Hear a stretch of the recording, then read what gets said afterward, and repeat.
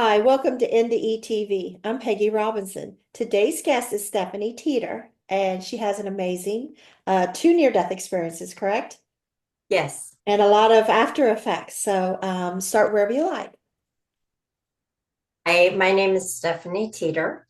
I am an empath, a medium, and a psychic. I've been that way all my life.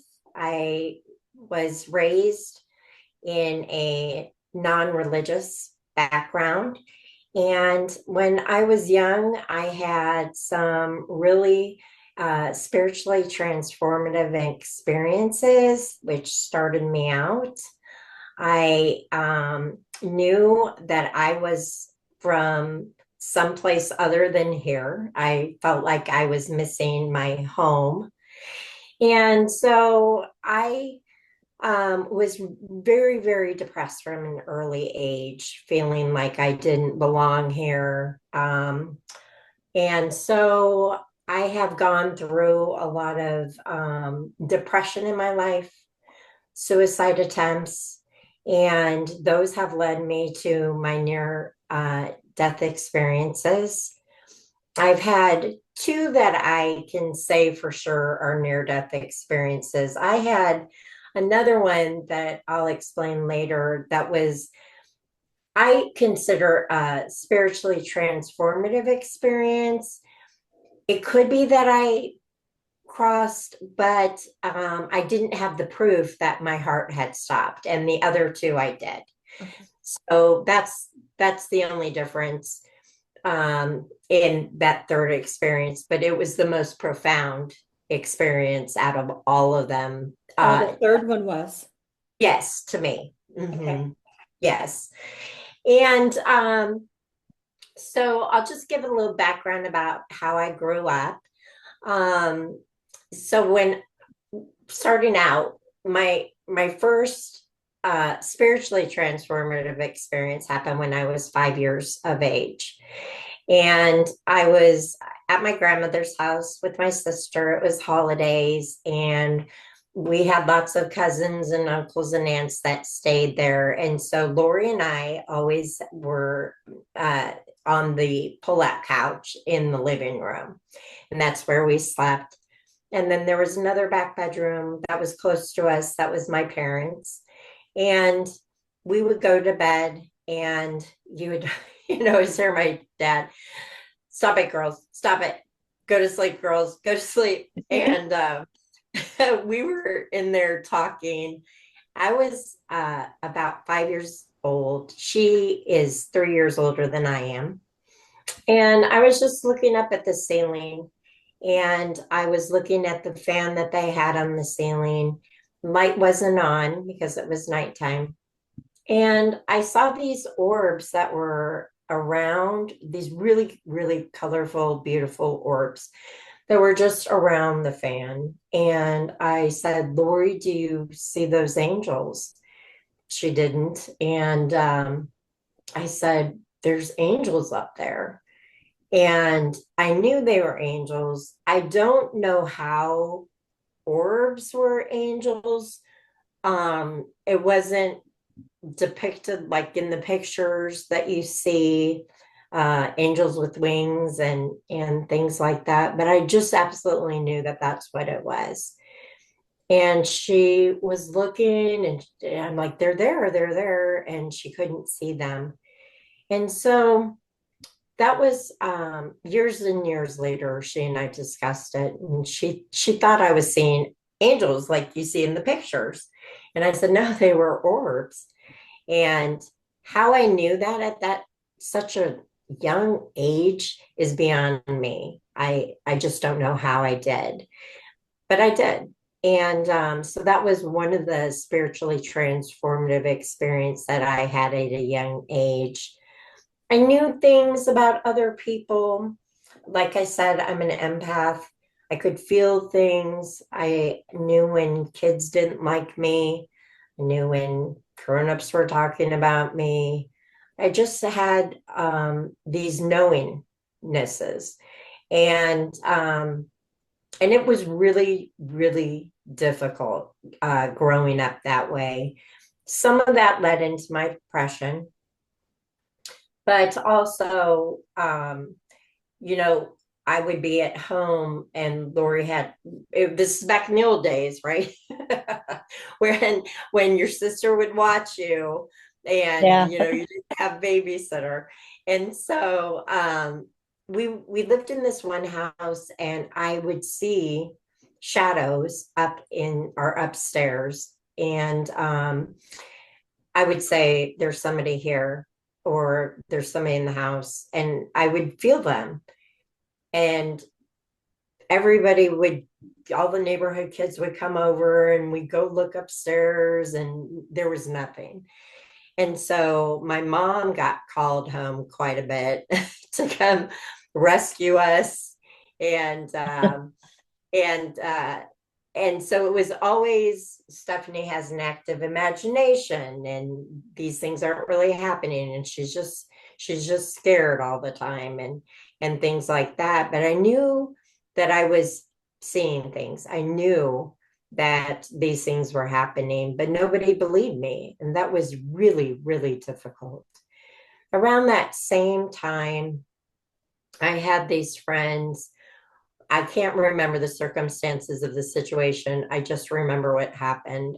So they were mad at me and they started throwing rocks at me. And I remember telling them, this is like Jesus. Jesus took these stones, and Jesus is going to be so mad at you when you cross over. This is going to happen to you because you're stoning me like they did Jesus. Which is also funny because I didn't grow up in a religious background, so to have that kind of knowledge was a little different. I also had another friend at that same time who we would play alien and talk in different languages. Just all these different things that were going on that were not of the norm. And so I have a lot of background in different things that I believed at a very early age. I continued to grow up. I had a difficult childhood with my dad. He was not happy with me, and I was too sensitive, too emotional, um, and that wasn't a strong suit. You My know, dad was the intellect. same way with me. Was it? Yeah. Yeah. He said So I have to into psychoanalyze everything. right. Well, for him, it was intelligence. He's very intelligent. And so intelligence was always key, and striving. You always had to strive to do this, strive to do that, strive to be the greatest.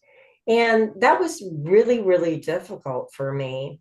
My whole center was about emotions and how I felt, You weren't and how competitive. that, yes, and that's how I related to the world.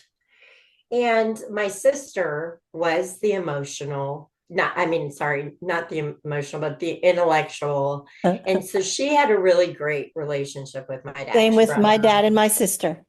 yeah, straight A's, right? Always brought home good grades and did things like that. Now, my mom was really, really sensitive.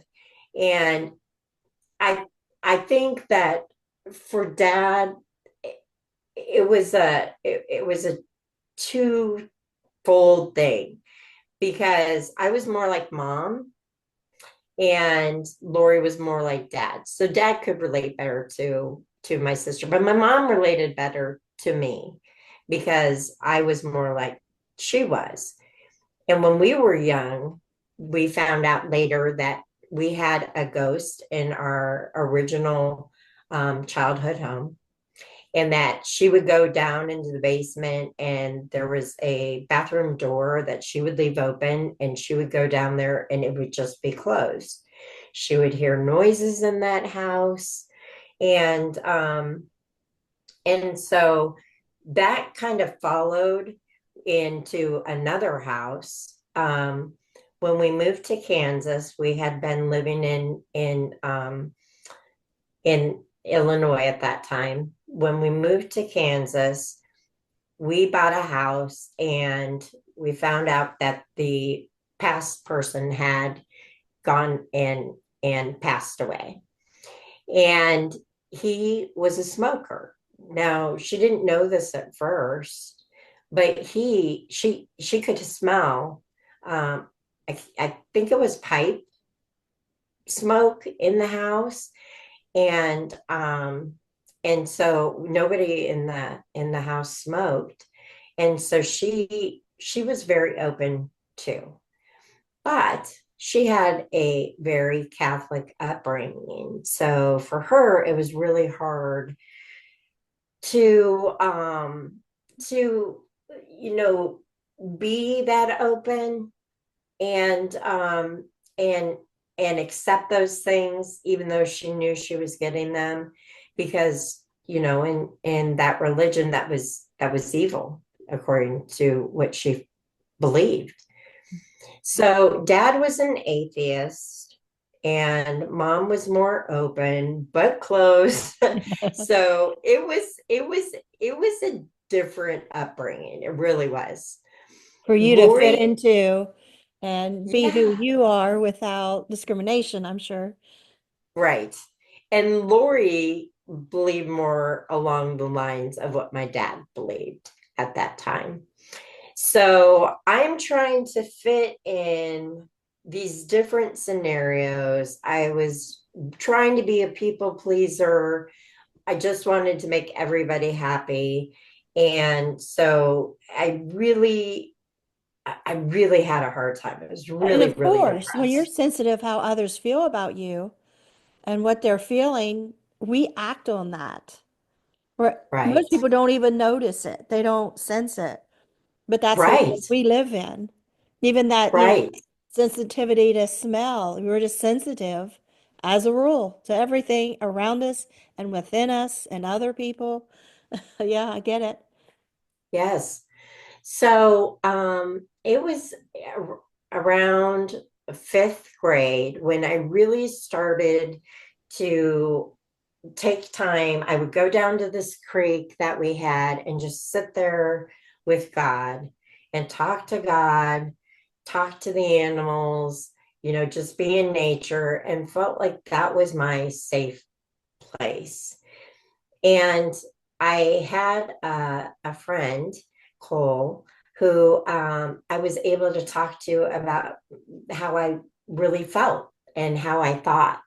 And he was in the spiritual thinking at that time too. We were the same age. And he introduced me to my first book, which was Out of Body Experiences. And so that was the first book that I ever read that really opened my eyes. I thought, yeah, Fifth yeah, grade. I Wow, you're like lucky this. to have your Yes. open to that so young. Yeah. And to have somebody that I could talk to, Yeah. which was really excellent. That prompted all my engaging into spiritual books and really trying to find, where do I fit in? Where do these gifts fit in? What is mine? What can I harness and build? And so my life became all about that. That was my focus. It wasn't so much, I mean, I went to school and I did school begrudgingly because that wasn't my interest. Right. We have to go. Right. But my whole interest was being with older people, adults. I just fit in better with adults than I Mhm. did kids. I also felt better when I was focusing on spirituality. And then my mom's sisters, they were spiritual. So they started, I don't know if you'll remember this name, Ramtha. Do you remember Ramtha? Uh-uh. It, it was a woman, I think it was Jay-Z Knight, who I think that's the name. She would channel in Ramtha for messages. Oh. And so back then we had those on tape, VHS tapes. And so they were sending us lots of those tapes. And I love the messages that were coming through on that. So then my whole focus was I'm reading these books, I'm watching these tapes, I'm learning, I'm opening my mind to more things. And that's my childhood in a nutshell. That was it. Well, it sounds like you And stayed out of trouble. yeah, oh yeah, yeah. No, I no mean, that's a trouble. good hobby. Right, right, right. One of my biggest passion was I wanted to be able to help people. That was the thing that I always wanted to do. I just didn't know how I was going to do that. But I knew I wanted to do it in the spiritual community. So well, then I got married at a young age. I had my daughter, How old were and you when I you got had married? her. I was 20 when I got married, Okay. 21 when I Well, had I was her. 18 when I got married, so Oh wow, yeah. 18 when I had my first child, so Yeah, and that was early then. Even back then, that was young. So then I got pregnant I divorced him. He was very, very abusive. So it was not only mentally, but or emotionally, but physically. And I stayed in that for quite a did while. it And graduate to the physical? Just like emotional and then graduate to physical, or was it just like straight out? it was all at once, Really? emotional, mental, and He didn't physical. mess It around was waiting any time, did he? no, it was hard. And so he was great when I was pregnant. He was really fantastic. It was right after she was born that he went back to being abusive. Oh.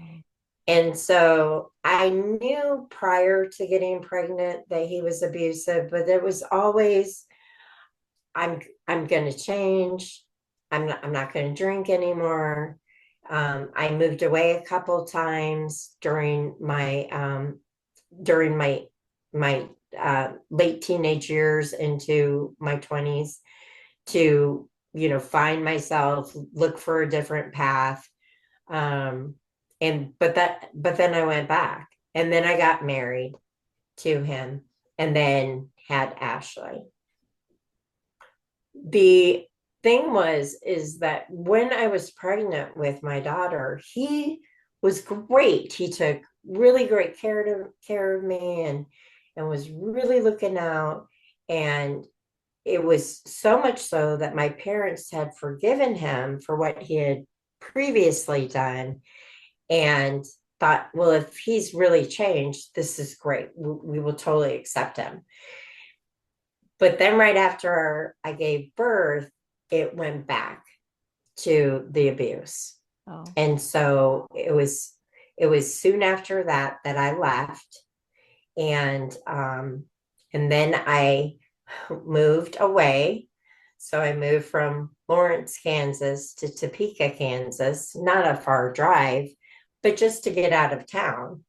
And then I wound up getting into another abusive relationship. And the thing with this, and this is so 2020 looking back, I wasn't getting the things out of the lessons, right, out of those situations in order to change those situations. So I was repeating old patterns. And I believe that a lot of the old patterns that were coming up were the feeling so insecure about who I was, not having um, that close bond with my dad, Mhm. that made me go into these relationships with these men. But it's almost like they feed on you because they know you're not strong. it lets that part of them come out. It seems like And people naturally know who they can bully. It's an yes, instinct. They can smell the weakness and, oh, I can really dominate here. right.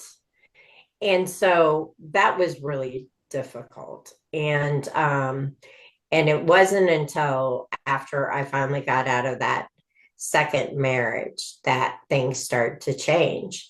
But I just wanted to hop back just a second and explain one other thing that happened when I was a child, which coincided with my life. So, as a child, I was in a part of town in Lawrence where I could not get busing to the only elementary school that was open to take me at the time. And so I had to ride on a special needs bus to get to that school. I loved it. I absolutely loved it. I loved the people. I loved talking to them. They were so loving. It was magnificent. Was this for to get to me. your daughter's school? Or was, No, this is when I was young. oh, To I get missed something there. Sorry. Yeah, I was saying I was going to backtrack just to, Oh, okay, sorry. yeah, that's okay.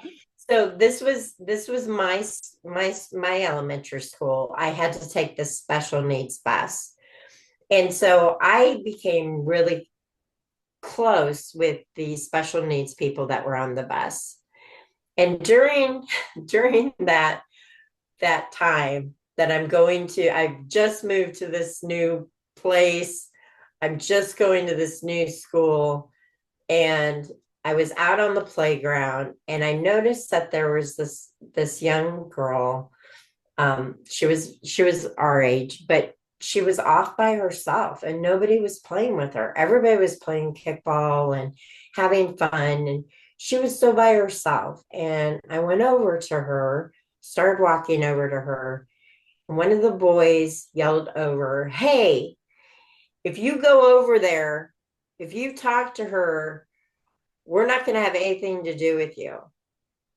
And I remember at that point thinking, so, and just continue to walk over to her and talk to her. And she was so grateful. I felt so bad for her that they weren't including her. I didn't see any reason why they weren't. She just seemed shy. Take that to later in my life. My next child, I have a special needs boy, and I really felt like it was a synchronicity to have him. I felt like my life had led up to these places where I had these instances of times when I was with special needs people. It wasn't just on the bus, but then we also had a friend who, my dad's boss, who had a special needs child, and I loved her. And so there was just these different unique pieces that wound up seeming to fit. And so I was a single mom after that. My son's dad had also been abusive, and I got out of that relationship. And so now I'm single mom with two children, and times are tough. I did not go to college. I was going to go become a nurse. And then after I got out of school, I was like, school is so hard. I do not want to go straight into college. I'll go later. But at the time, I had juvenile diabetes too, and I wasn't taking care of it. They now have a name for it, but when you're not taking your insulin to control your weight, that's what I was doing at the time. I became really sick, off and on sick. I would take my insulin, then I wouldn't, and then running really high blood sugars is really dangerous. So I was already becoming ill and had a lot of illnesses that were happening because of not taking care of the diabetes. And so, okay, now I have illnesses I don't feel like I fit in. I'm single mom. I'm been in abusive relationships. I'm feeling really bad about myself, you know, and on top of it, my dad is not very loving I towards was going me to or say your accepting. dad, who's the competitive nature, and you're at the Yes. bottom of the list here. Yes. And so it and I had a big problem with lying when I was younger to him because I didn't want to get in trouble. I mean, it wasn't even big lies, it was just lies. And lies was a no-no in my family. That was a big thing. And I get it because I don't like that now. Maybe a defense mechanism. Yeah. Yeah. It was hard. And so there were quite a bit of things that he didn't like. And so my childhood was like everybody else's, was wrought with different things. Well, then I'm in my 20s and I'm trying to find my own way, who I am, who I am without these men, what kind of mom I am, trying to work, trying to provide. And so I start to I've taken lots of classes, spiritual classes, to try and hone my gifts. I've gone to different churches to try and see, where do I fit in? What's accepted? I'm having a really hard time with any of the churches. And some are like, no, we don't believe in Sounds that. like you're looking for everything out here to fix you, but not in here. Exactly. Exactly. And where do I belong? And all while not feeling like this is my home or that I'm surrounded by the people that should be around me. And so that continues on, that whole feeling of not being at home. And I know for certain, without a doubt, what I feel on the other side. I know it's total, complete love. I'm missing that. I'm missing the support. And so I tried to take my life. Now, when I tried to take my life the first time, I had thought, okay, I've got a good plan and I've got everything down. My kids are taken care of. I've got that. So they won't find me. I'm going to not have my phone, so I won't be disturbed that way. And I pick a date, pick a time, and I have two really, really good friends that I'm hanging out with from high school that just were really, really awesome friends. I gotta stop you here a second. Were you Sure. taking any medication or using any substances that was relaxing your normal fear you would have had about doing this that kind of allowed you to be more relaxed than what you should be when you consider those things? No, Okay. no.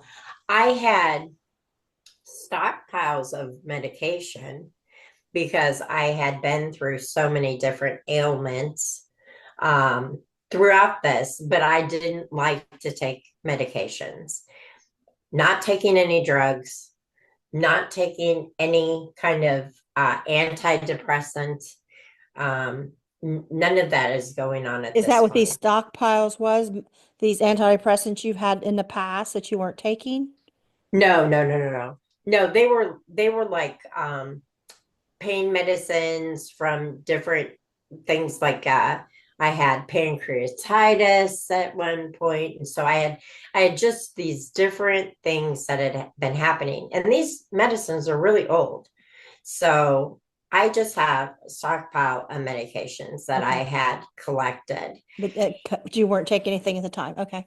No, mm-mm. And so, and I wasn't a big drinker because I never was, because I was always worried about what would happen with the diabetes, because a person that I had gone to school with had had diabetes and drank too much and lost a leg.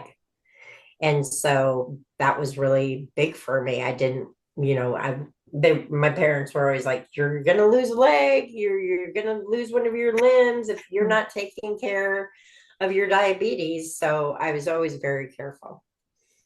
Plus, I really took my parenting very, very seriously. I love my children so much, but I felt like I was failing them. I honestly felt like I'm no good for them here. I am so depressed. There's going to be a mercy killing, huh? Right. I'm not getting ahead. What good am I? You might as well be with somebody who can really take care of you. I call And so, that romancing the stone. I just come up, there's a movie called that, but it's yeah, like romancing the tombstone, like the suicidal ideation is what it is.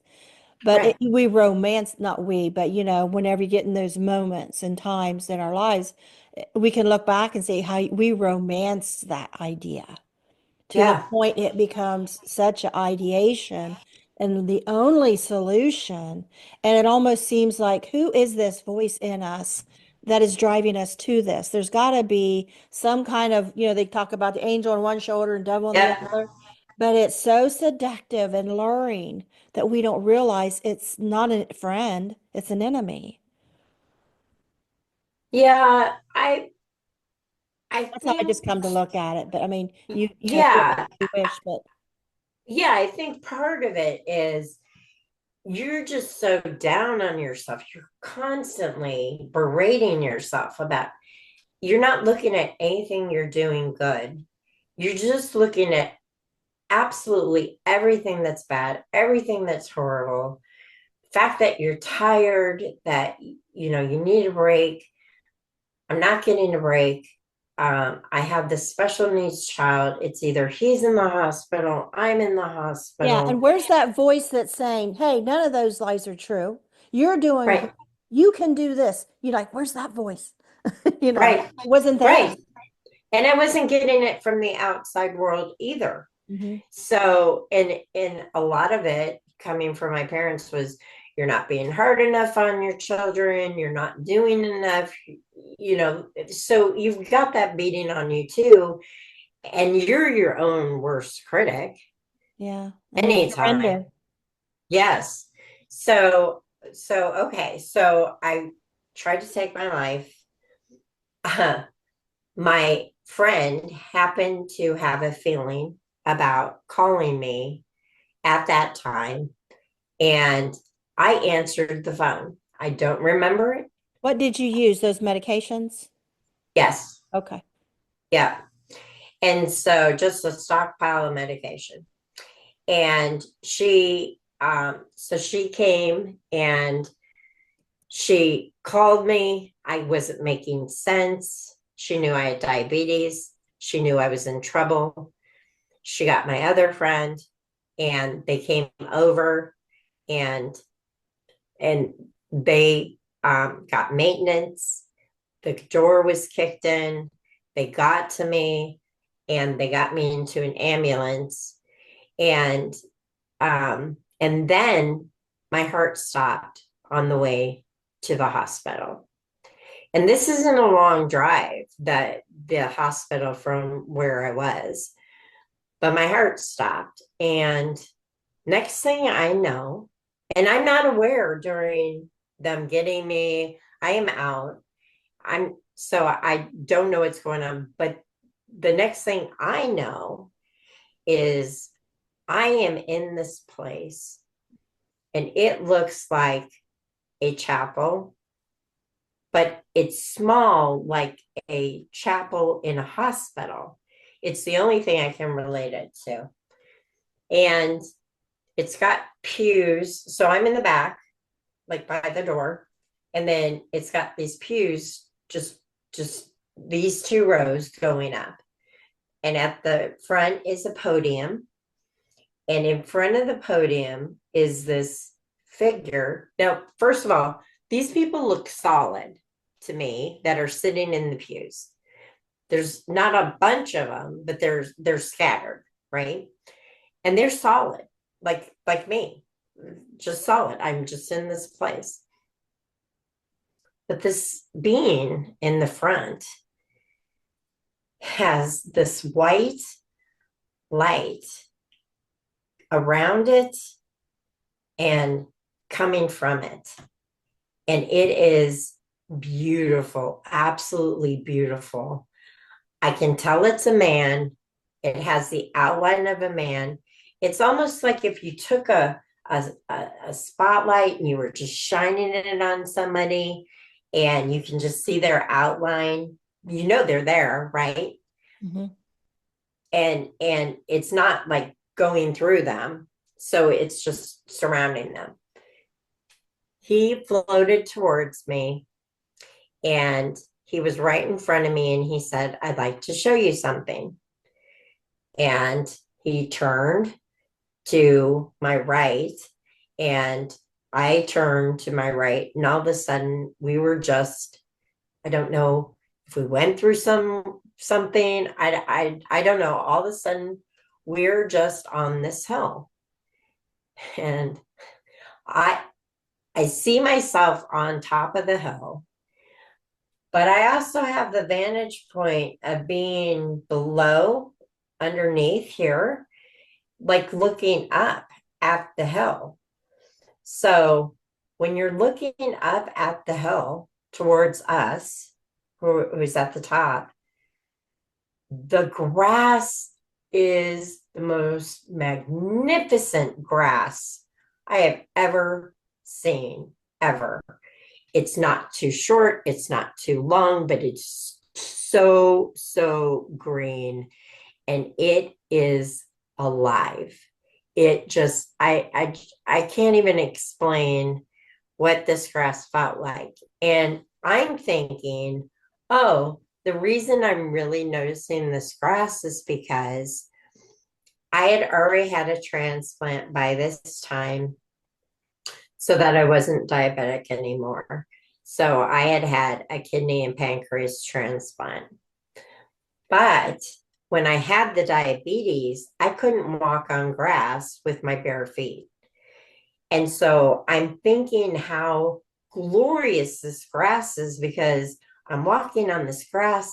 It doesn't hurt. It's beautiful. It's so alive. And so I'm just so into this grass.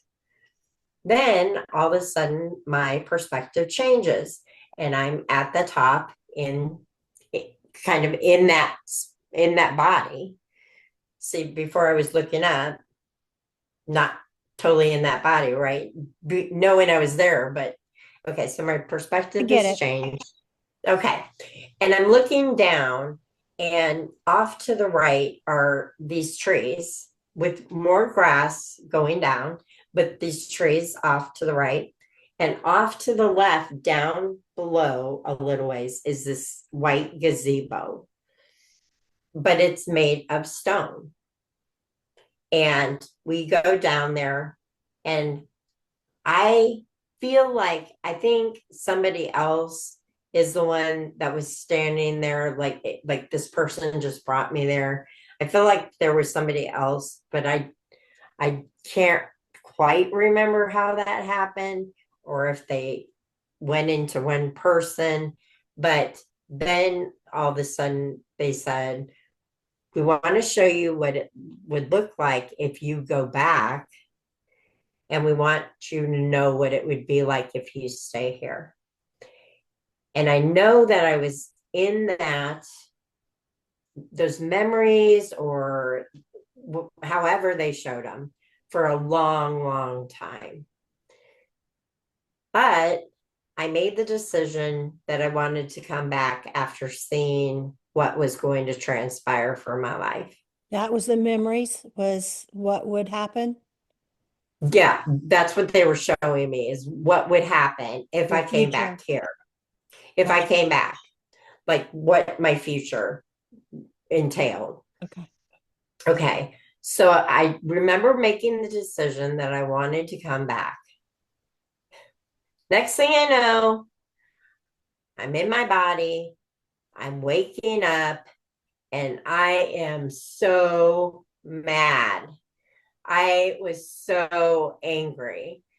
Angry because I was right there. I was right in it. This is totally what I was trying to do. I was trying to get there, trying to be on the other side. And what did I just decide? And I can't remember anything they showed me. I can't remember it. And so I'm thinking, what's supposed to happen? How's this going to get better? And then realization comes in because a lady comes that's with Child Protective Services and says, you would never try this again, would you? And I said, if I could, I'd do it all over again. Oh, wow. And so then, of course, and I'm not thinking, right? I'm just coming to, Right. and they've just rushed in there. And so then they say, we're going to have to take Cameron, my special needs Was son. this still in your home? Like your friend came and found you there? I'm sorry, I missed something. This is in the hospital. In the hospital. Right after I came to. Then she's in the hospital, all ready to do that. Yep. They Already couldn't after. wait, could they? I mean, because you're gonna be in the No. hospital for a while to let you recover, It was let you get away, immediately. and you've still got these medications in you, so you're not responsible for what you're saying at this moment with all those medications still in you. Okay, Yep. I get it. Yep. So then all I know is they are going to try to take Cameron away and give him to somebody else. Come to find out later, because I didn't know it at the time. What about your daughter? My daughter was 17. Gotcha. She tried to take him. How old was But my he then? parents, 15. Was he home at the time? No. Okay. So this is right. Is that right? He's special. So he's special needs, I see. right? And so, no, wait. Oh, this is getting so confusing. This must be the second time I tried to kill myself that they came back. Okay. That's right. That's the second time Okay. that they tried to take him. Your Okay. second NDE is when they tried to take your son. Yes. Okay. So Did you kind of start talking about your first one and then kind of got mixed into the second? Is that what happened here? Okay. just now? Yeah.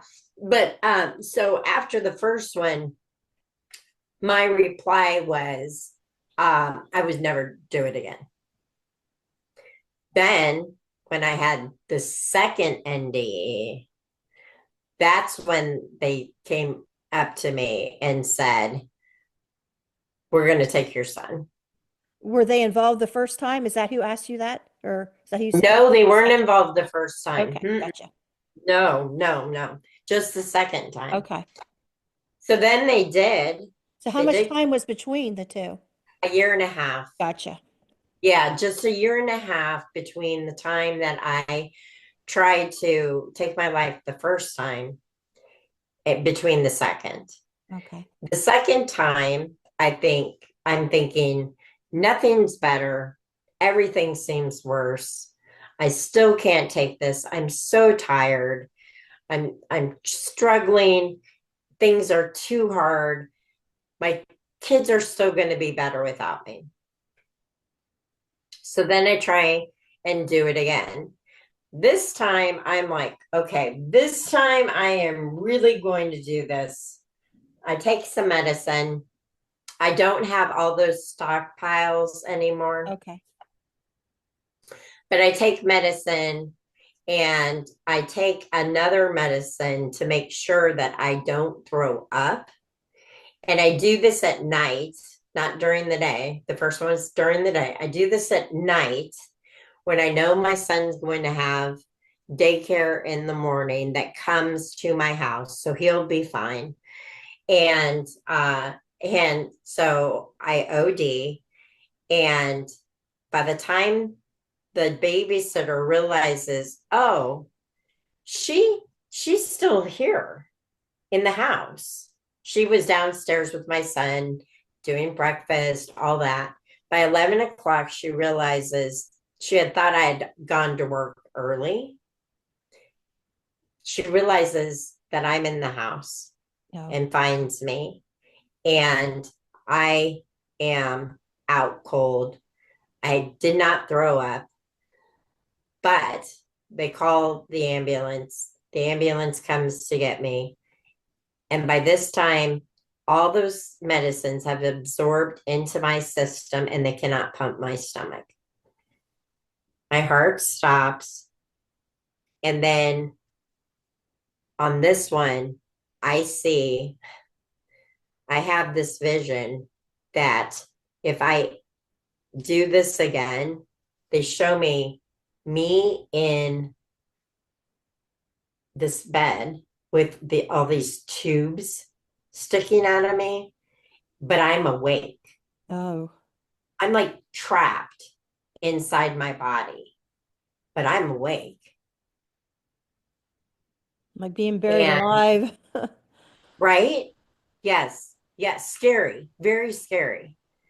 And I know without a doubt, I can never do this again. I can never take my life again because I will not get to the other side like I want. I will have to live out being like a vegetable until my body passes on its own. Horrible, horrible. So during that time, my organs are all shutting down. Now I've had my transplant. So my parents, they're telling my parents, her organs are shutting down. We cannot do a transplant for her because she's already had one. And if somebody's tried to take their life, they won't do another one. Yeah. So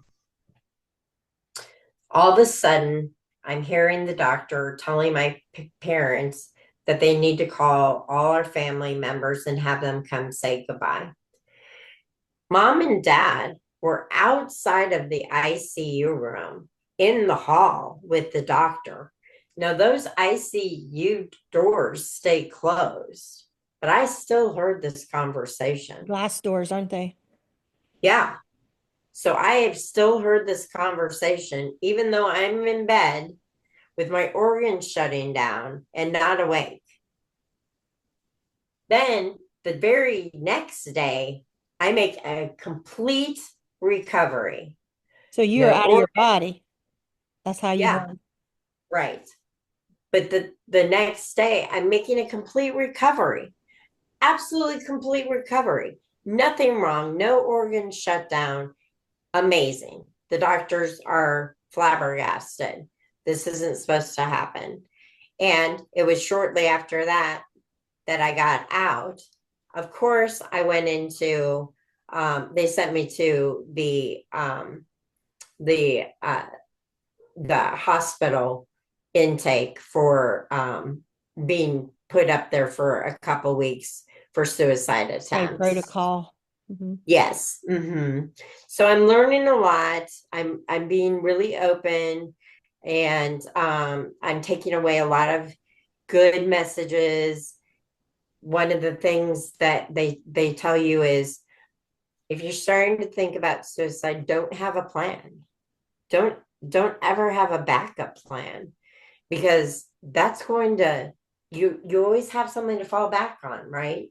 And that was a big one for me. I always had this idea of, okay, if I get this low, if I'm feeling this bad, I'm going to do so and so. And so I always was critiquing my plan and making it so. So that's one of the things I learned when trying to commit suicide is don't have a backup plan. Don't ever start planning. Right. The other thing is to reach out to somebody, no matter how hard it is. It is harder to do something when you actually reach out to another person to tell them that you are in that place and Because that you don't know you what are. they're going to do with that information. That's right. That's Out of your right. hands then. That's right. So it's really important to always tell somebody that too. So anyways, I get out of the hospital. Things are really difficult. My son winds up getting taken away. My parents at that time had enough on their hands that they didn't want to take my son. So they were going to give him to a foster home. His dad at the time, I had sole custody of Cameron, and his dad had nothing to do with them. What A was your lot by son's disability, if you don't mind me asking? yeah, he has seizure disorder. He's developmentally delayed. He had ADHD, a sensory integration disorder, mood disorder. So he was dealing with quite a bit at that time. Okay. So it was very overwhelming because then I'm also getting sick. He's getting sick. Even with the transplant, especially during the transplant, it was so hard because my blood sugars were all over the place. Which I'm sure I led to your depression and frustration. literally dying. You're going in for your to have your blood circulated. It was a lot. It was a lot at that time. And And no so support. right, right. And so by his dad, or Ashley actually lived with her dad at that time. So I had that support, but then Ashley would come stay with me. And it was just a lot. I was just really, really overwhelmed. And I don't have enough money to get babysitters, right, to watch my son. So I'm with him 24/7. And so And it's you just really, overwhelming. you've not been taught how to, like your dad on this, you got to be perfect and you're never good enough. And so where was you ever taught to ask for help and get help? You know? Well, I did ask for help. I Yeah. asked help from them, but they Yeah. said their philosophy was we raised our kids, and so it's up to you to raise yours. The other thing was when I wound up being pregnant with Ashley, I mean, not Ashley, but with Cameron, they didn't think it was a good idea for me to have Cameron. And so we had originally looked at putting him up for adoption, and I just couldn't do it. Was that due to your health? They didn't think you should have him? 'Cause they didn't know his well, disability. I was a single mom. Okay. I was sick. Yeah. I mean, I didn't have a great job. So this is kind of Uh, like we told you so. yeah. So it was more about you made your bed, you're gonna lie in it. And I remember when I was pregnant with Cameron and I told them that I wanted him, their reaction was, okay, tell us your plan. How are you going to make this work? And all I could say was, I don't know, but I'm going to make it work. I want him. I don't know. I want him. I'm going to make this work. And I was determined that I was going to make it work because I really wanted my son. And looking back at it, 2020 again, Yeah. right? Yeah. How ironic that I have a special needs son. Now, if I had have given that other couple my special needs son, they would have had to deal with his medical problems. But there were certain things that happened during his medical problems. I could smell when his seizures were coming on. Wow. I knew exactly what was going to happen. He came off a bus one day and I'm like, oh my gosh, he's getting ready to seize. And they're like, oh, he looks fine. I'm like, he's getting ready to seize.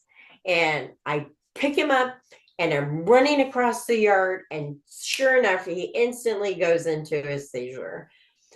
So there was that mother instinct too that was going on. And I'm so thankful that I was there to do that and be there for him. Plus, I had all of that, the interactions with the special needs people, from when I was younger. It was just meant to be. I really felt like this was meant to be. So I was very grateful that I didn't listen to the peer pressure, and that and that I had him. But then it became very, very, very overwhelming. His dad was very, very difficult to deal with. His dad would not show up for his assigned days to get him. He And had even though he's 15, I mean, you're probably looking long term with this well, and child, Cameron, right? so even though he was 15, he was not functioning as a 15-year-old. So there are certain things he could do and certain things he couldn't do. Like, he's reading at a second grade level. He wasn't able to do math. He's acting much younger than his age.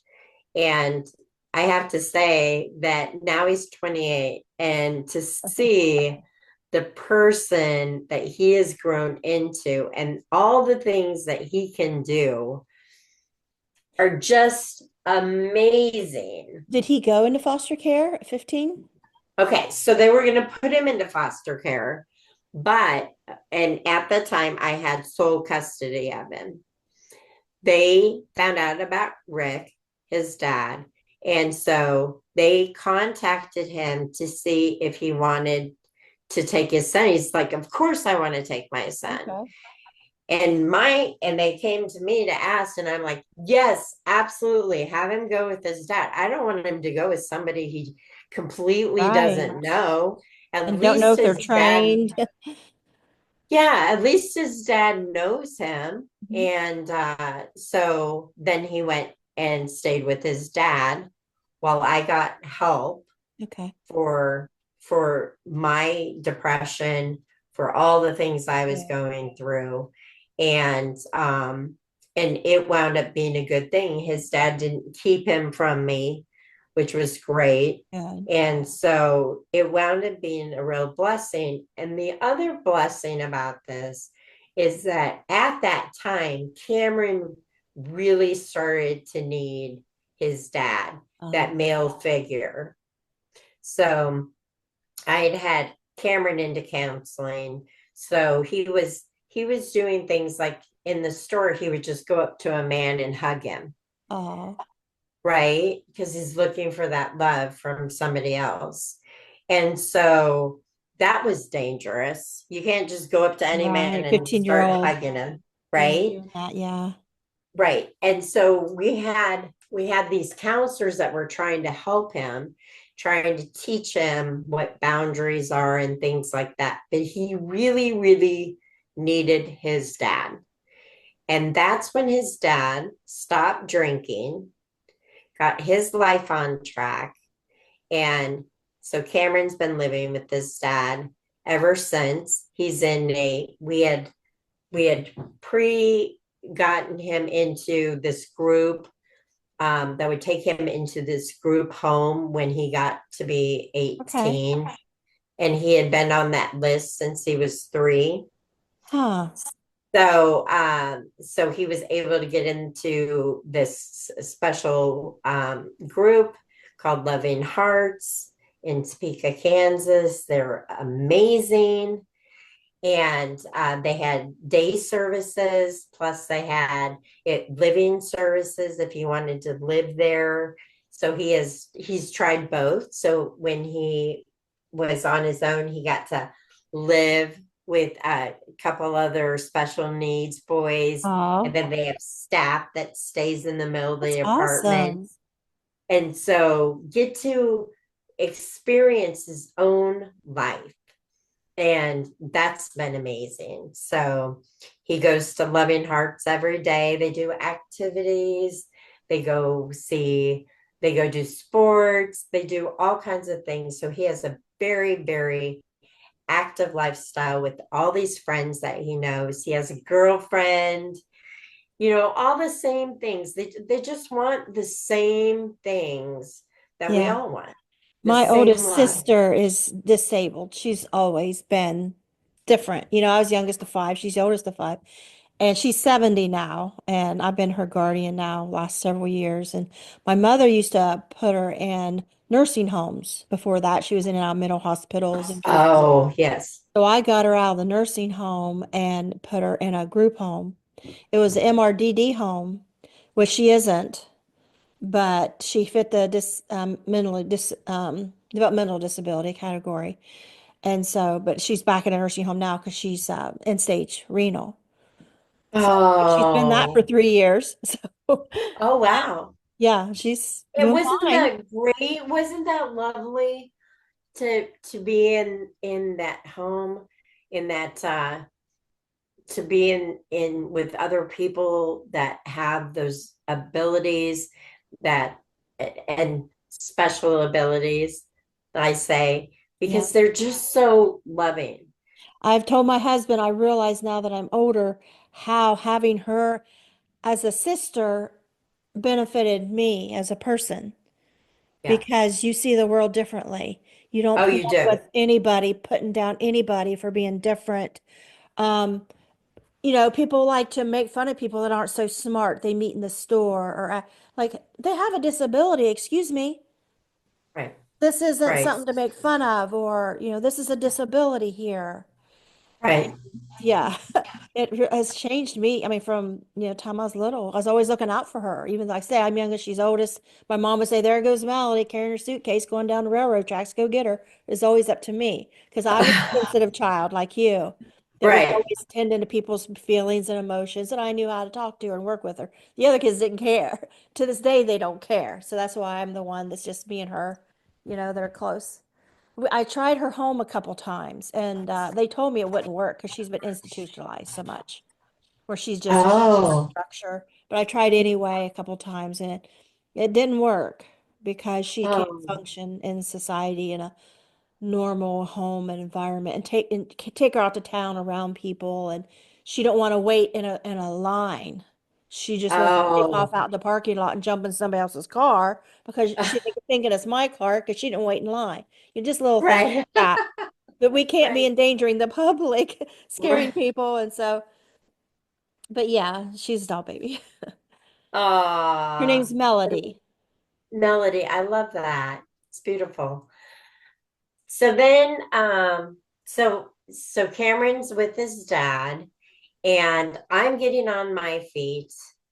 He's really getting the love that he needed. He had gotten all the younger love, when he was growing up that he really needed from me. He needs some basics on how to be a man, how to um, conduct himself with other people. And so he started to get that. So it wound up being a real blessing. Then I met a man who is totally amazing, Good. who loves me fully. There's no mental, emotional, physical abuse whatsoever, Very who good. accepts me for me, my gifts, my readings, everything. And I feel so blessed that that happened. Well, I'm still going through medical problems, and at this time I'm in my in my 30s. Yeah, in my 30s I have I start to get more than just psychic abilities, which is really strange to me. I start getting medium abilities. This is in my 30s. I get it. And I'm like, I hate to sound ungrateful, but I was like, really?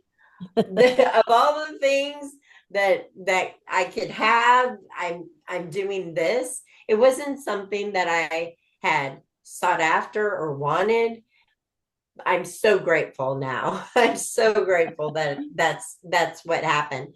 But at the time I was like, really, I mean, I just want to hear people, like literally hear people go around, hear things in my ear. That's a voice, not mine, but somebody else's. That's what I'm wanting to hear. And so that was the big thing for me was, oh, that's what I kept asking for. And then all of a sudden I start to be able to hear people that have crossed over and being able to connect with them. So then my readings are integrating my So knowingness. tell me about that. So you start hearing voices that aren't your own, and you somehow know that these are voices of people that's crossed over? And how do you Yeah. know who to tell who the family is for these people? Okay, so it's not like I'm going around and I'm just out and I'm hearing voices. It's not like that. Okay. But when I'm around people, I have senses. Things will come up. I'll know things about people. I'm not the type of person who, when I get something about somebody, I am just going to rush up to them and tell them. But when I'm scheduled for a reading, I have clear knowing. I have clear understanding on what's being delivered to them. Sometimes it'll play where I will see an actual person. Other times it's them showing me a movie and I'm back just watching the movie as it's happening. You There's mean other like a times. movie or actual movie? No. Like a movie. It's like a movie Shows playing. you like a movie playing of something that took place. Yes. Or they'll relate something that has to do with me to relate to what they're talking about with that person. I get things in different ways, but my biggest thing was always a clear knowing what I was supposed to say, clear knowing of what they're talking about. Then all of a sudden, I'm starting to see people that have crossed away. I'm seeing their spirit team coming forward in my mind's eye. I'm seeing it. I'm able to tell them who's coming forward, what their message is, but it's not like another voice is coming through. I have heard other voices, but it's not consistent like that. It's not like that's what's going on with me the majority of the time in my readings. Now, Dogs. I'm sorry, what was your third time before I forget to ask you? You said it was the Oh, most profound. yeah. So the third time is I am now in my 40s Okay. and I am having medical problems. I'm having strokes. I had heart problems. I've had triple bypass surgery, 3 strokes, heart attack, and I'm having more medical problems. So I'm at home and I am working at a nursing home at this time and I'm having strokes. So I've What, stopped you're an working aide at, or what? yes, Okay. CNA. So I've had strokes while I'm working. So now I'm not working there. I'm at home and I could feel it coming on. And I called my husband and I said, I'm getting ready to have a medical emergency. I'm really dizzy. I'm feeling like I'm going to pass out. My heart is just pounding. My arm is going numb. And so I know he's on his way. And I had been in one of the bedrooms and I come out and I pass out. I don't know if I hit something as I pass out. I just pass out. Next thing I know, I am on this white sand beach. This beach is huge. It goes really far. There's trees over here along the way. It's tropical, really green, lush trees. But then over here, there's water next to it. And then there's these cliffs that are rising up over on the left side. And then the water rushes out into the ocean. So I'm sitting here on this white sand beach. I'm standing on it. And I see this person clear down far away on the other side of the beach in white. And this person has this incredible white light around it, coming through it, but especially coming through the back and like whooshing through the whole being. So it's not like it was just coming from the front out to me like the first one. It's just all encompassing. It's unbelievable. Then all of a sudden the person is floating above the beach and is then standing, and it doesn't take any time at all, and then standing right there in front of me. And I know this is Jesus. I'm shocked that Jesus is there, because I have never been one to be reading the Bible. And so I consider him an ascended master, but he's not my go-to when I'm praying or when I'm talking to spirit. He's not my go-to, but he's here and he's standing in front of me. And he said, I want you to look down and I want you to pick up one grain of sand. Okay. So I'm thinking, how can I just concentrate on one teeny speck of sand in this huge, I mean, there's so much sand. Okay, I do it. And I have this one white crystal on my finger. And he goes, okay, concentrate on that grain of sand. He said, I want you to realize that your problems are like this, and just this big, this grain of sand. And he spread out his arms. He says, compared to the whole of everything. It's like, lady, you think you got problems? Right. But it was so eye-opening. Oh my gosh, my problems really don't matter. And then when you come back and you look at them, they really aren't that huge. They're not that big. They're not insurmountable problems. And even if they were, in the scheme of things, this is nothing, right? That's really eye-opening, isn't it? It's Like, so eye-opening. So because we eye-opening. get so focused on our problems, we think they're so big and so important, and we just got to fix them, and then, oh God, Right. I guess Right. I'm being a little peewee here. Well, I was too. But it gave me such comfort to know that, to think, oh, and at that time, my problems were so many medical problems, right? So I'm having all these fears about medical problems and things going on in that way. And to put it in that perspective, my thinking changed. Like, get your big girl panties on, lady. Right. Exactly right. Get those granny panties out. That's so funny. Yeah. So that, to me, I mean, sure, the what happened the second time was huge, knowing that if I tried to commit suicide again, that would happen to me. That's big. But this is so much more grand than that. feeling. It's wisdom.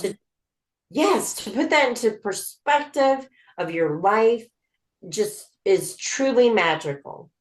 And that's why I love doing these talks. I love to tell people about it because I know that I am not the only person that would be affected by hearing that. It's And like I it also, wipes your slate clean. Like you've got all these ton of to-do lists and all these problems, and putting it like that's like it wipes the slate clean, like your wall back there is just white. Like get rid right, of all that because you know right, it's right. And it's that especially when big. you, Really? right. And especially when you think about reincarnation, if we are coming in here and being reincarnated, but we can't remember what happened in our last lifetime, what does it matter? Right? How big were those problems? See, I have trouble with reincarnation, so I Do don't have to you? worry about it. Yeah. Because if you read the statistics, I forget what it is. Like we all have like a 700 trillion chance of being here. You think about how the egg that made you was in your mother's womb when she was in your grandmother, and the time Yep. she starts her period and starts having all these, and then that's just the egg. That's not even talking about the sperms that are millions of flooded each time and never makes connection. And then so many are miscarried, before you even period that don't work out. So the idea of you making it to term and me making it to term is like so, astronomical. And to think we're gonna get Um, another chance, I don't know. I think so for me, I, I mean, that's a very human way to look at it. And so for me, I don't look at things that way. I look at it in terms of spirit and the spiritual way. If you decide to come back there, it's going to happen because it's spirit that's doing it, not what's happening See, I wouldn't here. choose to. I would be like, give somebody else a chance. I had right now, my birthday's this month, 64 years. Let a new Ah, happy spirit come, birthday. let a new spirit come through, let them have a go.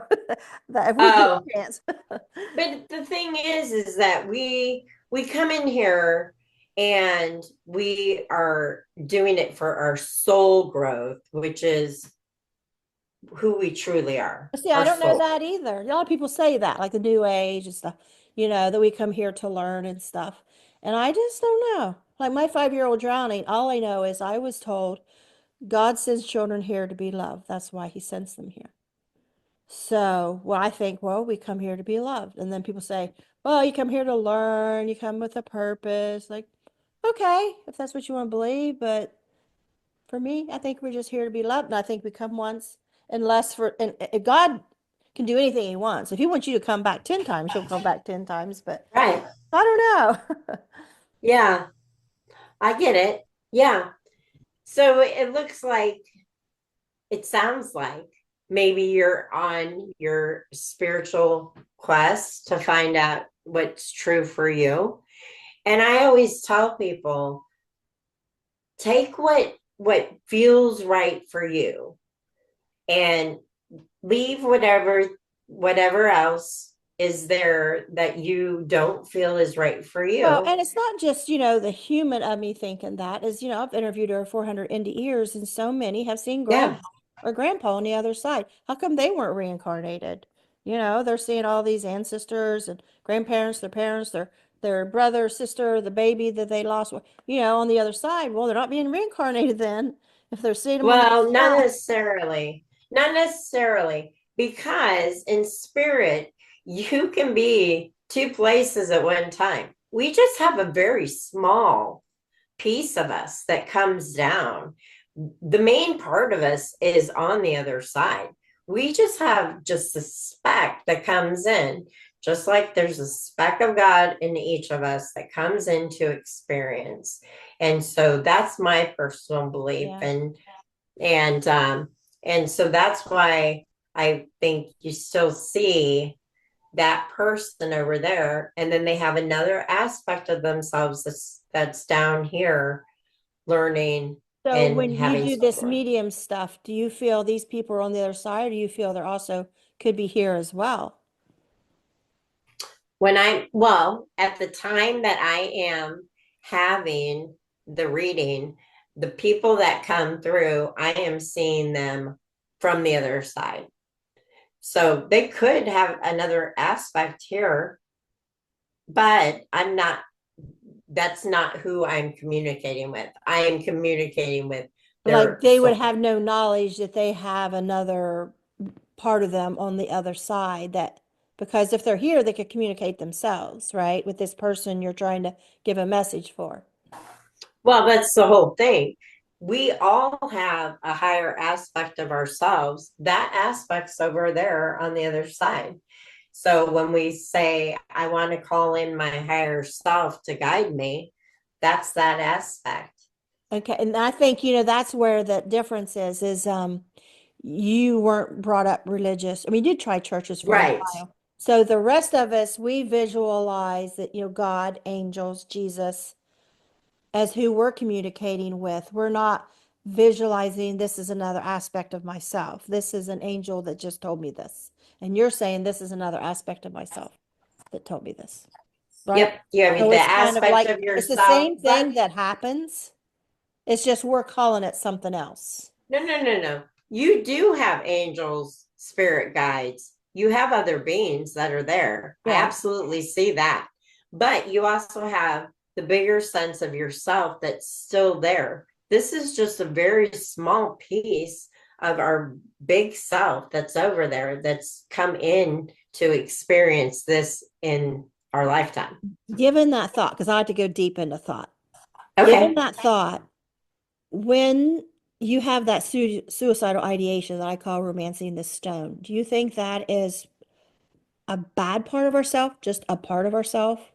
What do you think that is? Some people say it's evil. Some people say it's devil. Some people, Okay. Yeah, no, what's your no. opinion? I think it's just you're so hard on yourself. You yourself are being just so hard on yourself, and you're telling yourself so many negative things that brings you down to such a low level vibration. And when you're stuck in the mud like that, you just want out, right? And so then you start to think, I just want out. I'm just going to kill myself so I don't have to be this stuck in this low vibration. The other thing that I like to tell people is the difference between here and spirit. Imagine a fan, you have a fan, and when it is on low, you can see those blades, right? But when you turn it up to high, the blades go so quickly, you can't see it. Well, that's spirit going really, really fast. It's still here. You can still feel the wind. You can still feel the reaction of it. But that low vibration, when you see the fan blades, is us here. So we're going to low vibration, spirits at a very high vibration. And so to me, that's what's going on. But everything is always around us. That makes me think about something I saw yesterday, how like if you went out in space and you have a twin here and you're gone, I forget how long, when you come back, like they're in their 60s and you're still same age, talking about how the difference is in space and speed and time. Yes. Yes.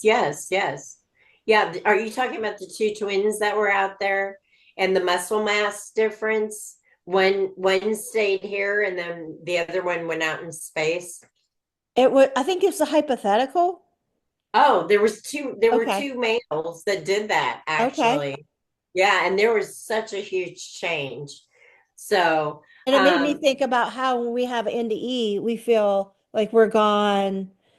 For me, I'd say, my second NDE, like maybe I was there, the bright white light and all this stuff happened, maybe 20, 30 minutes, but I couldn't have been out more than 20, 30 seconds right. because she started at one end of the hall emergency room, pushing me to the other end, and I was only about halfway through. She had it stopped and she was talking to a lady. I don't know how long I was gone. They're talking, Right. But I know it wasn't Right. 20, 30 minutes. Right, Right? right. There's no time on the other side. Time is only a human aspect. And so the other thing that I like to tell people is okay, the difference between living and human. I mean, living and dying. So you have a pot of boiling water. We are the water in the pot. It's boiling. Okay. That water changes to steam. Steam's still in the air. You don't see it, but it's still there. So the water's just changing form. To me, when we cross over, we are just changing form. Still here. Yeah. So, If you wait too yeah. long, your pan is dry and black. That's so funny. But yeah, where'd the water go? Yeah, yeah. But that's so anyway, so I do readings for people and bring in their passed away loved ones. And then the thing about my readings, which is really different about other readings, is that say somebody comes to me and they have a problem with their sister. Spirit will go much deeper than just the what's going on right now to get to the bottom of the problem. And I love that about the readings because you can heal so much more. Anybody could say, okay, do this and this and this and heal this rift, but it's the underlying things and that they're really trying to get to that.